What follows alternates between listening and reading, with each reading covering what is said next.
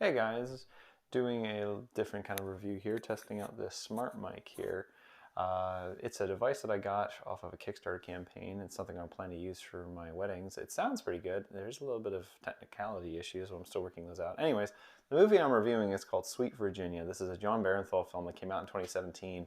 It's a movie that I actually really wanted to see, but the thing that they don't talk about at all is, despite the fact that it's called Sweet Virginia, it is obviously filmed in Hope, which is about an hour north of where I live. And they don't even try and hide the fact of that. They don't do that at all because they show the mountainsides that are very, very iconic in Hope.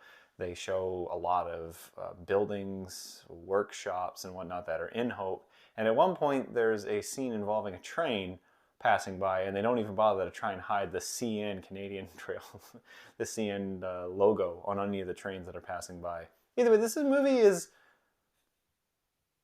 it's a bit hard to kind of pump this movie up because it doesn't do much of that for itself. It's a very grounded film, and that's actually probably a good way to describe it, as grounded. The film follows John Barenthal, who is a ex-rodeo champion who runs a motel, and you can see the guy's kind of like down and out. He's not really focused on trying to better himself. He's just kind of passing the time by, and he's a bit afraid to do anything for himself. Whereas there is a robbery that happens at a bar, and 3 men are killed, and this man who does the shooting is a person who's kind of embedded in violence. He definitely has a bit of a violent past, and we see that he is motivated by violence to the point of just violence. And what starts off as a simple robbery escalates, but doesn't escalate to a point where it's ridiculous. You actually could see this being a plausible thing, and that possibly might be why this film was on the blacklist, the Hollywood blacklist scripts for, I think it was like in 2012 or something. Anyways, blacklist list is obviously where really, really acclaimed scripts are kind of just sitting there for years. They're really, really good scripts, but no one wants to pick them up. Films that are examples are Prisoners, Hannah was one as well. Sweet Virginia is a well put together film. It's definitely a well decently put together independent film. Would you want to rewatch this again? No. I've finally checked it off my my Netflix my list, and I took it off of it immediately after watching it.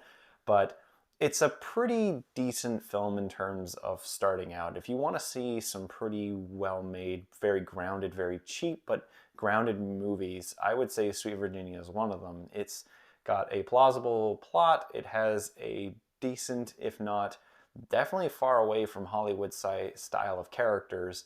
And it's cool to see John Barenthal do something where he's not the big tough guy. He's kind of haphazardly afraid of doing these kind of actions. So I did enjoy that aspect of it. I did enjoy the guy who played the villain in the film. The relationship the two of them have that develops over the film is pretty decent. However, this movie is only an hour and like 40 minutes, and it is slow.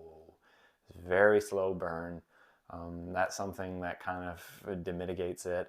But it's not a bad movie. It's just not a very entertaining one, I guess. And I don't know if that's really that is a big deciding factor to saying that out loud. But it's not a badly put together film. And I would definitely say that this is something you should watch if you're trying to figure out how to make your own movies, how to put together your own independent films. I'd say this was actually not a poorly put together film, and if I had gotten to work on this in Hope, this would have been super cool, and I would have actually been happy to drive to Hope, because if any of you know what's Hope, you don't want to go there. Anyways, guys, that's all from me. I'm going to give this film a 4 out of 7. It's an enjoyable movie. It's, man, that's maybe a bit of a stretch, but it's not a bad movie. It's a very decently put together film. If the Kane brothers who worked on this ever get to make anything again, I hope that they have something with a little bit more of a heartbeat, but otherwise it's a decent outing for them, especially for something like this. Anyways, guys, that's all from me. Hope you enjoyed this review. If you did, leave a like, and if you're interested in more, subscribe. Otherwise, stay safe out there. I'll see you guys next time.